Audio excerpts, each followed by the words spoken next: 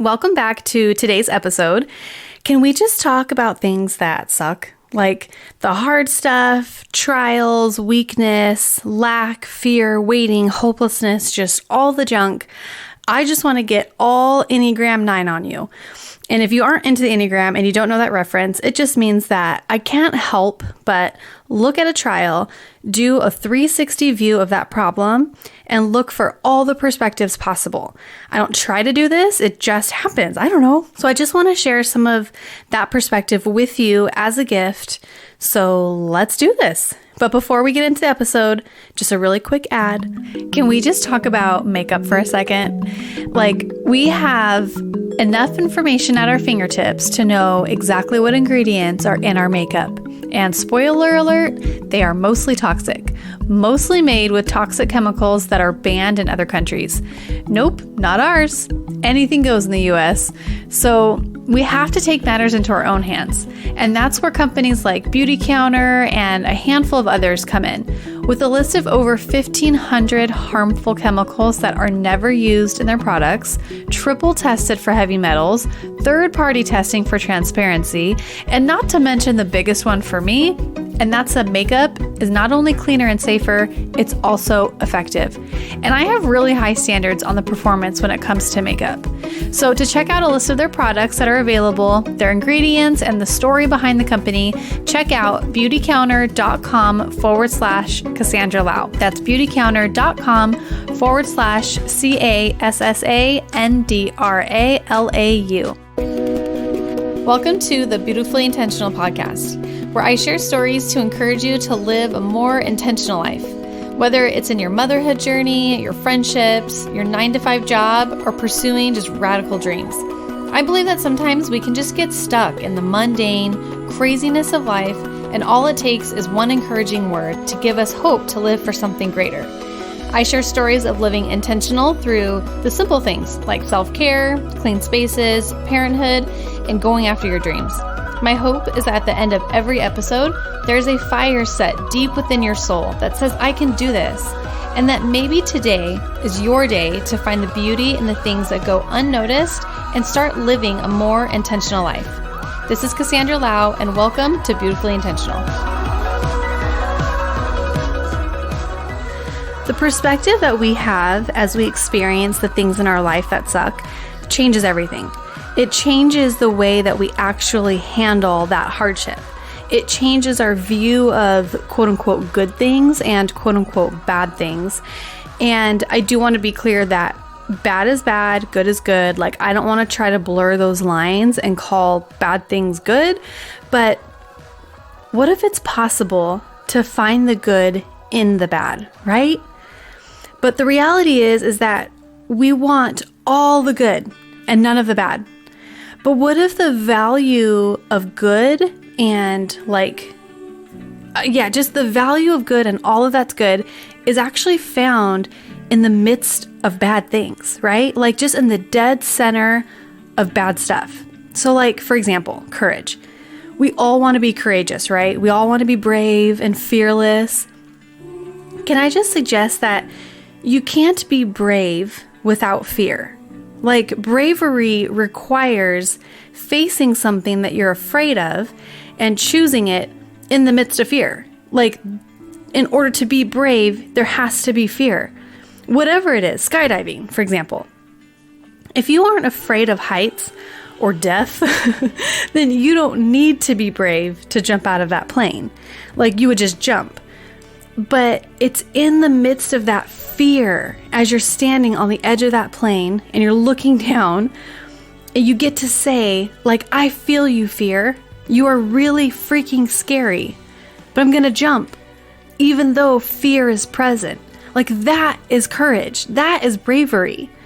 To have courage, you have to experience fear first. And fear is real, and it isn't going anywhere. So instead of being afraid of fear and ruled by fear, see it as an opportunity to grow in courage, to be brave. Like, I'm not going to try to paint a picture to make it sound like it's going to be easy or like that's an easy thing to do. It's really hard. It's actually really freaking hard. Like, I know fear. I'm afraid to do this podcast, for example. I was really afraid to share our marriage testimony, but I'm telling you, as I face my fears, courage grows. And then I get the privilege of witnessing what happens because of courage. Like through courage, through me being like courageous in the face of fear, doing this podcast, I get countless messages every single week from you guys, sharing your stories about how it has helped you or encouraged you or lift you up, like the whole deal. So the next time you find yourself crippled by fear, instead of letting that fear paralyze you, look for the opportunity where you could grow in courage, knowing that bravery and courage only happens in the face of fear. And that fear is actually your opportunity for courage, right? Like patience. Let's talk about patience. We all want more patience, especially if you're a mom. I hear more moms say, I just wish I had more patience. Well, patience is only found in the waiting. We all want to be more patient and none of us want to wait. Like if everything happened instantly, exactly when we wanted it to happen at the snap of a finger on our time, well then patience wouldn't need to exist. But newsflash, we don't live in a world where everything happens instantly in our perfect timing. Therefore, patience, just even being a fruit of the Spirit, is given to us as a gift to get us through the waiting, because the waiting has to happen. That is life. However, patience only grows in the dead center of waiting. You can't grow in patience if you're not waiting on anything, right? Okay, this might be like a lame example, but it still applies. It's like cooking French fries. French fries are my favorite food. And you can either have the French fries right now if you heat them up in the microwave and have soggy French fries in 30 seconds. Or you can wait, you can heat up the oil, you can wait for them to fry in all their goodness and have nice, crispy French fries. If you wait with patience. Everything has a cycle and a season, and when we rush what is happening just to get what we want the end result to be, we miss all that takes place in the in-between. And maybe that in itself is a whole nother episode, but patience is given to us as a gift, but we can only grow in it in the face of waiting, right? I think that this is the same principle with strength too. Strength can only be found up against weakness. Let's just talk physically. How do you measure strength? Someone who has been going to CrossFit their whole life, right? We can look at them, if you're not a gym person, you can look at them and call that strength. But in comparison to the professional competitive bodybuilder, the CrossFitter may look weak. You know what I mean? Do you know what strength is? Strength is the growth from weakness. You'll never find me on a stage in a bikini competition. It's not going to happen. But I sure as heck grew in physical strength when I went from doing a 20-second plank to a 2-minute plank. It was only in the face of my weakness, my inability, only being able to hold my body in a plank for 20 seconds. That was my weakness. It was only in that place that I was able to become stronger when I was able to do a 2-minute plank. And doing a 2-minute plank compared to somebody else might not be strength at all. But for me, it was growing from that weakness. It was being weak. It was starting out at that 20-minute plank. Or 20 minute, could you imagine? That 20-second plank and shaking and pushing myself further and then getting physically stronger to where now I can do a 2-minute plank, no problem. That is where strength comes from. It comes from growing from your own weakness. And then on an emotional level, it takes freaking strength to show up to therapy. No one is showing up to therapy already strong. They're showing up in their weakness, choosing to be strong, to set that healthy boundary. Something has to be weak and broken for you to see that, no, something ain't right.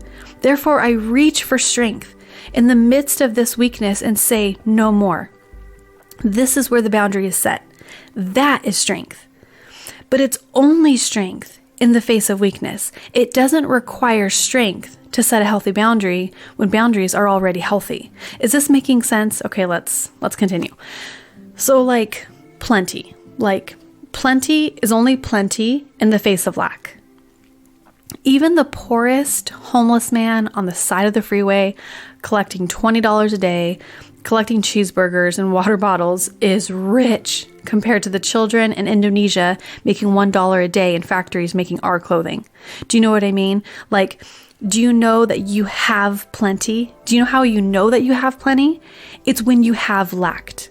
Money can be tied around here sometimes, but I know that we have plenty, not because I wear brand name jeans and drive a Mercedes and own a 5-bedroom house. I know that I have plenty because I have fed a family of 5 for 2 weeks with $60 in my bank account. I know that I have plenty because there was a time when I had to sell everything we had to pay back rent that was late. I know that I have plenty because of lack, right? You don't know what plenty is until you have felt what it feels like to not have enough. It's the seasons of not enoughness, is that a word? I don't know, that we can stand in awe and be grateful for the plenty. It's a gift. The lack is a gift. A little story about provision. This is so crazy. So me and Dustin, we were, I think at this point, it was even before I went to beauty school. Okay, this is great. We were working 2 jobs. We were making great income. We'd go to the movies whenever we wanted. We would go shopping whenever we wanted. We were making great money. We weren't good at financial, I don't know, what's it called? Budgeting. I should know that word. But we made plenty of money. Never felt lack. Always felt we have it. And one day, I don't know why, it was completely random. I felt like the Lord said, keep track of every time somebody gives you money. And it was the weirdest thing, but it was so strong that I'm I have to do this. So I got this journal. And sure enough, somebody had given us a $50 check, and they just said, I just felt like God wanted me to give this to you. So I wrote it in the journal. A couple weeks later, somebody gives us a $500 check. I just feel like God wanted me to give this to you. I write it in my journal. I kept track for an entire year. Every time somebody just handed us money, it was the weirdest season of our life because we actually both had great jobs, making great money. At the end of that year, I totaled up how much money people had given us, and it was over $13,000. And I remember at the end of that season, at the end of that year, I felt like God said, you're going to need this journal to look back in seasons of lack, that I am a provider. And it was the craziest experience, but I'm okay. So I wrote that in this journal, this is my testimony that in seasons of lack, there is plenty. There's opportunities for plenty. God is a provider. There's a way out. There's hope. There's all of it, right?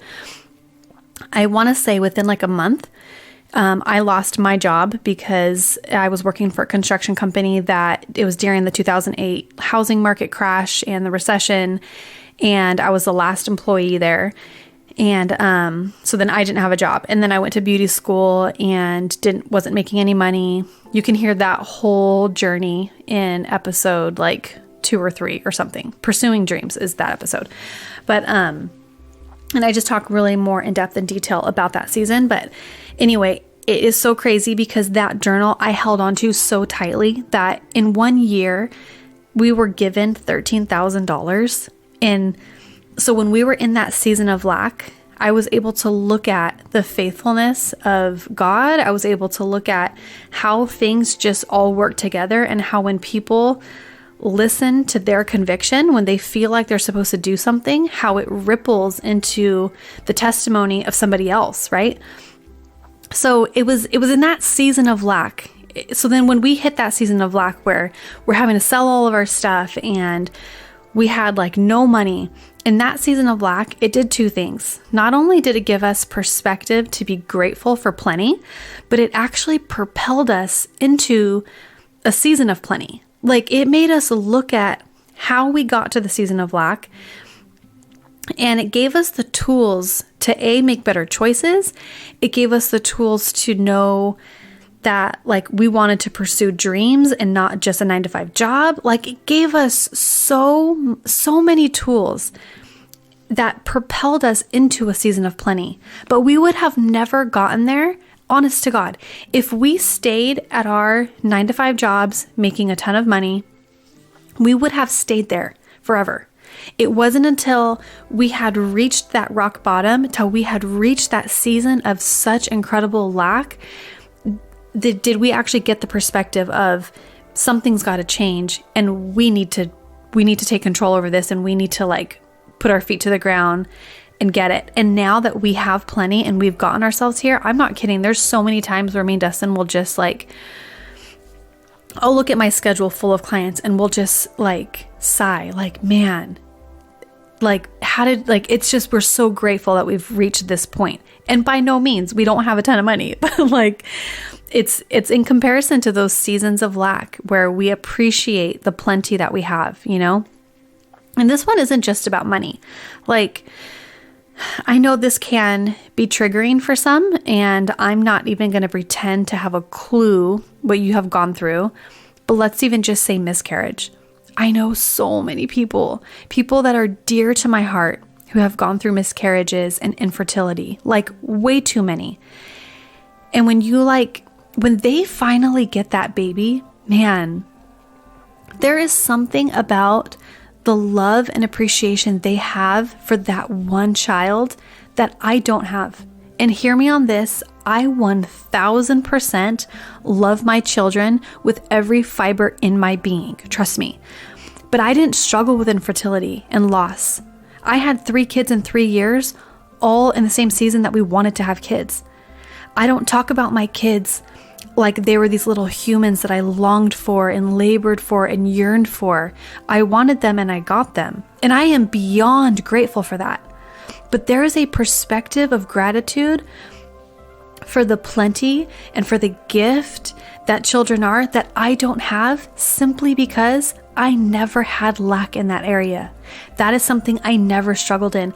And when I listen to women talk about what a gift their child is after years of infertility or after multiple miscarriages, there is something special that they have that I will never have because I never went through the lack.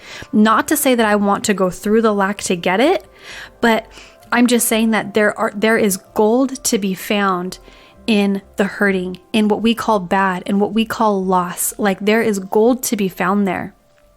That's another one, hope. Hope is only found in the face of hopelessness, right? Like there's no need for hope if you're not hopeless. It's in the seasons of complete hopelessness that we recognize the only way out is hope. We have to put our hope in something because hopelessness will keep us bound. The only way out of hopelessness is hope. Like hope is the answer. Hebrews 11:1, I love this verse. It just says that now faith is confidence in what we hope for and assurance of what we do not see. This life is full of disappointments and hopeless situations, but it's in the face of that hopelessness that we actually find hope and we can come out victorious. And then that victory is what keeps us going. You can't overcome without trial. To be an overcomer, you must overcome something. I know that sounds like a no-brainer, but so many of us, we want to be strong and courageous and patient and need of nothing, all without trial. But the trial is actually what produces those characteristics that we want to have. You can't get those characteristics without the trial.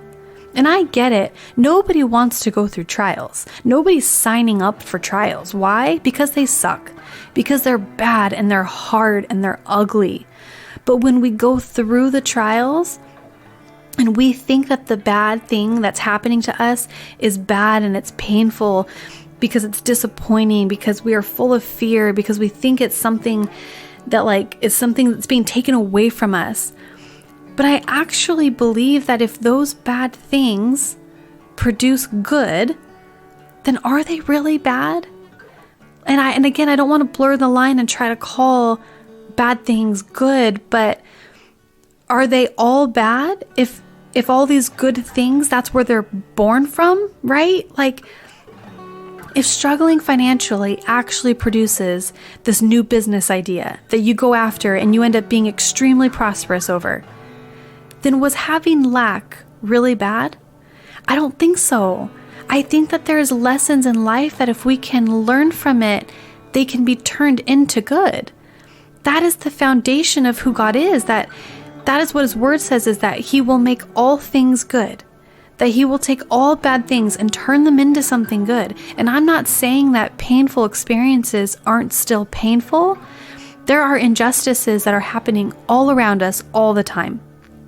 But I am here to tell you that even in the midst of injustices, in the midst of injustice, if we look hard enough, we can find something good that can come out of it. It doesn't make the injustice good or right or justified, but surely something good can arise from it. Like, I think a fruitful crop blooms from manure, right? I don't want to get all cheesy on you with this, but you know what I mean? Like, it's still truth. Fruit comes from crap in the ground. Like, the dirt is dirty and it requires hard work and patience and seasons and toiling of the ground and sometimes loss and being pruned in order to reap a harvest. I have people all the time who will hear my testimony of growing up and having no dad and dealing with a mom who suffered from mental disorder and all that came with that. And they always ask me the same question every single time. How did you come out so normal? And honestly, my first answer is, I don't know, man, God's grace. That's always my first answer. But also, I think it's just perspective. Like, I didn't have a mom who could show up for me past age 11. So I know the value, the deep value within my soul of what it means to show up for my kids. Because my mom couldn't show up for me, that means that there's something that's ignited in me when I show up for my kids. I don't reschedule clients. It's something that's like my thing. Like, if I have you in the books, you're in the books. Unless somebody is in the hospital, which that is the only time I've ever rescheduled a client, is when two people were physically in the hospital and I had to be there, or when there's a field trip. Like, a field trip might not sound like that big of a deal, but I will not miss a field trip because I remember the lack and the loss of not having a parent to show up to a field trip or an awards assembly or something. Like, I landed this episode with this really awesome girl to record her, found out there was a field trip, and honestly, I moved her interview. And I should have been grateful that she was even willing to take the time to talk to me. and honestly, my kids just come first when it comes to showing up for them. How did I gain that? How did I gain that tenacity to show up for my kids no matter what and not miss anything as long as I can physically, like, stand it? It's from the loss. It was birthed out of loss, right? So I always say, this is something I just always say, is that some people have the privilege of being born into a loving family, full of stability and structure, and there's so many gifts in that. And some of us get the privilege to become that for our own children. Like, I missed out, no doubt, but through my lack of active parents in my life, I get to become that for my kids. It's a privilege. It's a gift, right? So I encourage you, in the midst of your trials, look for the fundamental characteristics that you think can possibly grow in you while you're in the face of that trial. Like, don't let seasons go to waste. Use it, right? All right, I think that's all I have for today. Until next time.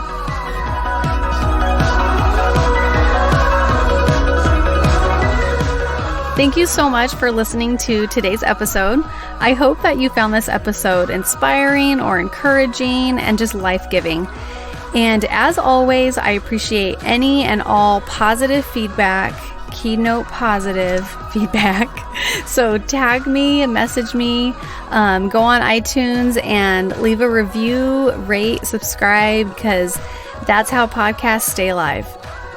And I didn't even mean to rhyme there, so that works.